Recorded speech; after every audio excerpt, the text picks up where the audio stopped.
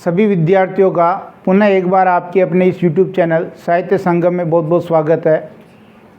काव्यांग परिचय, काव्यांग विवेचन, हिंदी साहित्य कक्षा 12 का अपना रिवीजन चल रहा था और उसके अंतर्गत हमने काव्य गुण, काव्य दोष और अलंकार देख लिए थे। आज हम छंद के बारे में जानेंगे। जी हाँ, सबसे पहले छंद की परिभाषा से संबंधित जो शॉर्ट ट्रिक्स है वो मैं आपको बताऊंगा, पहचानने का तरीका बताऊंगा। उसके बाद हम रिक्त स्थान वाले प्रश्न करेंगे। अगर आप अंत तक ये वीडियो देखते हैं तो निश्चित रूप से छंद से संबंधित कोई समस्या आपकी नहीं रहेगी। छंद प्रकरण में रिक्त स्थान देखिए, वन शॉट क्लास हम देख रहे हैं। हिंदी साहित्य कक्षा 12 की 2 अंक के आपके प्रश्न पूछे जाते हैं। ब्लूप्रिंट पर आधारित है सारे प्रश्न और जो आपके पाठ्यक्रम में शामिल छंद है पहले तो उनके नाम याद होने चाहिए। गीतिका, हरिगीतिका, छप्पय, कुंडलियाँ, ये 4 तो आपके मात्रिक छंद हैं और द्रुत, विलंबित, वंशज, सवय या कवित, ये 4 आपके वर्णिक छंद हैं। ठीक है, सबसे पहले हम शॉर्ट ट्रिक देखेंगे और उसके बाद हम रिक्त स्थान वाले प्रश्न हल करेंगे। तो निश्चित रूप से आपको फायदा मिलेगा। अगर वीडियो पसंद आता आपको तो आप ज़्यादा से ज़्यादा इन वीडियो को शेयर कर दीजिए, सभी बच्चों तक ये पहुंच जाए और उनको लाभ मिले। सबसे पहले हम छंद की परिभाषा देख लेते हैं। छंद की परिभाषा किसे कहते हैं? जो रचना यति, गति, तुक, मात्रा, गण आदि के नियमों में बंधी होती है वो छंद कहलाती है। ये परिभाषा हो जाएगी। छंद के अंग कौन कौन से? गति यानी उचित आरोह अवरोह लय से जब हम पढ़ते हैं तो वो गति कहलाता है। यति, यति का मतलब रुकना, ठहराव। पढ़ते पढ़ते हम जहाँ बीच में रुक जाते हैं वो यति, ठहराव, रुकना कहलाता है, यति कहलाता है। तुकबंदी कहलाता है अंतिम ध्वनि की समानता। अंतिम ध्वनि की समानता, जो भी अंतिम ध्वनि आ रही है वो उसमें साम्य है बोलने में, तो हम तुक या तुकबंदी कहते हैं। मात्रा बहुत इंपॉर्टेंट है। वर्ण के उच्चारण में लगा समय या काल क्या कहलाता है? किसी वर्ण के उच्चारण में लगने वाला समय या काल क्या कहलाता है? मात्रा। मात्रा कितने प्रकार की होती है? 2 प्रकार की मात्रा होती है। एक तो होती है लघु मात्रा, एक होती है गुरु मात्रा। लघु मात्रा का मान 1 होता है, गुरु मात्रा का मान 2 होता है। ऐसे ही गण, गण 3 वर्णों का समूह, 3 वर्णों का समूह गण कहलाता है। 3 वर्णों का समूह गण कहलाता है। और गण कितने होते हैं? 8। गणों की संख्या कितनी होती है? 8। ये माता, राज, बाण, सलगा, इस तरह से यगण, मगण। देखो सूत्र लिख के बता देता हूं मैं यहाँ। ये माता, राज, बाण, सलगा। गण देखिए, यगण हो गया, मगण हो गया, तगण हो गया, रगण हो गया, जगण हो गया, वगण हो गया, नगण हो गया, सगण हो गया। ये 8 गण हो गए। कितने गण हो गए? 8 गण। ठीक है, अब जो अपने पाठ्यक्रम में, ये तो बेसिक चीज जानी हमने, अब अपने पाठ्यक्रम में जो छंद हैं उनकी शॉर्ट ट्रिक देख लेते हैं। सबसे पहले देखिए गीति का छंद। गीति का छंद क्या है? सममात्रिक। सममात्रिक का मतलब समझ गए? मात्रा गिनी जाएगी और जो 4 चरण होते हैं, 1 2 3 4, तो चारों चरण में समान मात्रा होगी। मतलब पहले चरण में भी 26, दूसरे में भी 26, तीसरे में भी 26, चौथे में भी 26। 26 मात्रा प्रत्येक चरण में होती है, इसलिए हम इसको कहते हैं सममात्रिक छंद। 26 मात्रा होती है और 14 12 पर यति होती है।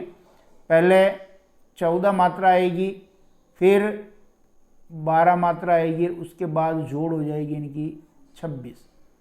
ठीक है, इंपॉर्टेंट है ये।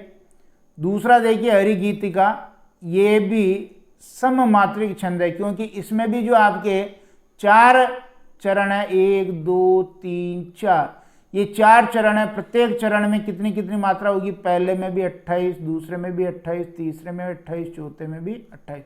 प्रत्येक चरण में 28-28 मात्रा होती है, और पहले 16 मात्रा आएगी, फिर यति होगी, फिर 12 मात्रा आएगी, और फिर 28 टोटल मात्रा एक चरण में हो जाएगी। और जो गीतिका छंद है, गीतिका देखिए, गीतिका में ये यहाँ मैंने लिखा 14, 12, 26 हो रही थी, इसके प्रारंभ में 2 मात्रा जोड़ दें, मतलब प्रारंभ में मतलब 14 के नीचे अगर अपन 2 मात्रा जोड़ दें तो ये 16, 12 हो जाएगी और 28 हो जाएगी। 28 होते ही कौन सा छंद हो जाएगा? हरि गीतिका छंद हो जाएगा। तो ये भी प्रश्न बनता है कि गीतिका के प्रारंभ में कितनी मात्रा जोड़ने पर हरि गीतिका बन जाता है? 2 मात्रा जोड़ देने पर। एक चीज और है कि अगर आपको ये याद नहीं रहता है तो अपन हरि गीतिका शब्द को 4 बार लिखेंगे, हरि गीतिका, ऐसे ही वापस देखिए हरि गीतिका, फिर वापस देखिए हरि गीतिका, एक बार और लिखेंगे हरि गीतिका। अब अगर हम 4 बार लिख के इसके मात्राओं को काउंट करेंगे तो देखिए हरि पे 1 लगेगी, 1, गीतिका पे 2, ती पे 1, का पे 2, ऐसे लगेगी। फिर वापस इसमें भी ऐसे की ऐसी, और इसमें ऐसी। अगर हम यहाँ तक जोड़ दें, ये यहाँ तक, तो देखिए 2, 4, 5, 6, 7, 8, 9, 10, 11, 12, 13, 14, 15, 16 तो ये हो गई। तो हमने यही कहा कि 16, फिर यति आ गई यहाँ पे, और फिर ये गीतिका के आगे की मात्रा जोड़ेंगे, S I S, I I S I S, तो इनको जोड़ेंगे तो ये कितनी हो गई? 12। तो ऐसे अगर आपको याद नहीं हो रहा है तो हरि गीतिका शब्द को 4 बार लिखना है और 2 बार पूरा, और तीसरे हरि गीतिका का केवल हरि लेना, तो वहां तक अपन मात्रा गिनेंगे तो 16 आगे की मात्रा होगी 12, 16, 12 पर यति होती है 28 मात्रा होती है। तीसरा है आपका छप्पई, जिसमें 6 चरण होते हैं। इसमें देखो 4 चरण, इसमें भी 4 चरण, छप्पई में 6 चरण होते हैं। विषम मात्रिक छंद है ये। इसमें 4 चरण रोल्ला के होते हैं। पहले के 4 चरण रोल्ला के होते हैं जिसमें 24 मात्रा होती है, 11, 13 पर यति होती है। और 2 चरण उल्लाला के होते हैं, 28 मात्रा होती है, यानी 15, 13 पर यति होती है। कुल मिलाकर के छप्पई जो बनेगा आपका, ये रोल्ला प्लस उल्लाला से बनेगा, रोल्ला और उल्लाला से ये बनेगा। और ट्रिक भी मैंने आपको याद करवा रखी है, छप छप रोऊं, यानी छप्पई में रोल्ला, रो का मतलब रोल्ला, ऊ का मतलब उल्लाला। छप छप रोऊं यानी रोल्ला और उल्लाला के मेल से बनता है, विषम मात्रिक छंद है। ऐसे कुंडलियां हैं, कुंडलियां में भी 6 चरण होते हैं, ये भी विषम मात्रिक छंद है, क्योंकि कुंडली मारना दोहरो काम, ये बनता है दोहा और रोल्ला से, दोहा और रोल्ला से बनता है। प्रत्येक चरण में 24 मात्रा होती है, प्रत्येक चरण में 24 मात्रा होती है। 2 चरण तो दोहा के होते हैं और 4 चरण रोल्ला के होते हैं। कुंडली मारना दोहरो काम, ये ट्रिक बता रखी है। इसके अलावा इसका प्रारंभ जिस शब्द से होता है, अंत भी उसी शब्द से होता है, यानी एक समान होता है, प्रारंभ और अंत एक समान होता है। क्योंकि जैसे सांप कुंडली मार के बैठ जाता है तो उसका मुंह और उसकी पूंछ एक जगह आ जाती है, ऐसे प्रारंभ और अंत एक समान शब्द से होता है। इसमें द्रुत विलंबित देखिए, ये वर्णिक छंद हो गया, 12 वर्ण होते हैं। इसमें जो गण व्यवस्था होती है, नगण, नगण, बगण, बगण, ये ट्रिक याद रखेंगे, नबो बरो, नगण, बगण, बगण और रगण। 4 गण आ रहे हैं एक गण में। अभी हमने ऊपर बात की कि 3 वर्ण होते हैं, 4, 3, 12 वर्ण। ऐसे ही वंशस्थ छंद, ये भी वर्णिक छंद है, 12 वर्ण होते हैं, जगण, तगण, जगण, रगण। इसमें भी ट्रिक है, जतौ जरो, जगण, तगण, जगण, रगण। और 4 गण आ रहे हैं, 4 × 3 वर्ण होते हैं एक गण में, तो 12 वर्ण हो गए। तो ऊपर हमने बात करी ली थी ये। ऐसे देखिए सवैया जो छंद है, ये वर्णिक दंडक छंद है, क्योंकि 22 से 26 तक वर्ण होते हैं और गण व्यवस्था होती है इसमें। कवित छंद, ये भी वर्णिक दंडक छंद है, 31 से 33 तक इसमें वर्ण होते हैं। रिक्त स्थान देखेंगे, बहुत इंपॉर्टेंट रिक्त स्थान है। गीतिका कौन सा छंद है? तो ये सममात्रिक छंद है। कौन सा छंद है? सममात्रिक। 1, 2, 3, 4, 26, 26, 26, 26, तो कौन सा हुआ? सममात्रिक छंद हुआ गीतिका। गीतिका छंद में 14 व 12 मात्रा पर यति के साथ कुल 26 मात्रा, 14, 12 मात्रा पर यति होती है और कुल 26 मात्रा प्रत्येक चरण में होती है। गीतिका छंद के प्रत्येक चरण में 26 मात्राएं होती है, अभी हमने बात कर ली। गीतिका छंद के प्रत्येक चरण के अंत में लघु गुरु आना चाहिए, IS आना चाहिए। गीतिका छंद के प्रारंभ में कितनी मात्रा जोड़ दें तो हरी गीतिका बन जाता 2 मात्रा। अभी हमने बात की पहले 14 मात्रा होती, फिर 12 कुल 26 होती। अगर हम प्रारंभ में 2 मात्रा जोड़ देंगे तो 16 + 12 हो जाएगी 28, यानी हरी गीतिका के प्रत्येक चरण में कितनी मात्राएं होती है? 28 मात्रा। हरी गीतिका कौन सा छंद है? ये सममात्रिक छंद है, बहुत इंपॉर्टेंट है ये भी, क्योंकि इसमें भी जो 4 चरण होते हैं 28, 28, 28, 28 इसमें मात्राएं होती है। हरी गीतिका छंद में 16, 12 मात्रा पर रेती के साथ कुल 28 मात्रा होती है। हरी गीतिका छंद के प्रत्येक चरण में 28 मात्राएं होती है। हरी गीतिका छंद के प्रत्येक चरण के अंत में क्या आना चाहिए? लघु गुरु IAS आना जरूरी है। कुंडलिया छंद में कितने चरण होते हैं? 6 चरण। कुंडलिया में भी 6 होते हैं और जो छप्पय है उसमें भी 6 होते हैं। कुंडलिया छंद किस किस के मेल से बनता है? दोहा और रोला। हमने याद कर रखा कुंडली मारना दोरो काम, दोरो यानी दोहा और रोला के संयोग से बनता है। कुंडलिया छंद के प्रत्येक चरण में कितनी मात्राएं होती है? 24 मात्राएं होती है। कुंडलिया छंद में प्रारंभ के 2 चरण, ये देखो ऊपर हमने 2 से दोहा, दोहा के 2 चरण होते हैं, रोला के 4 चरण होते हैं।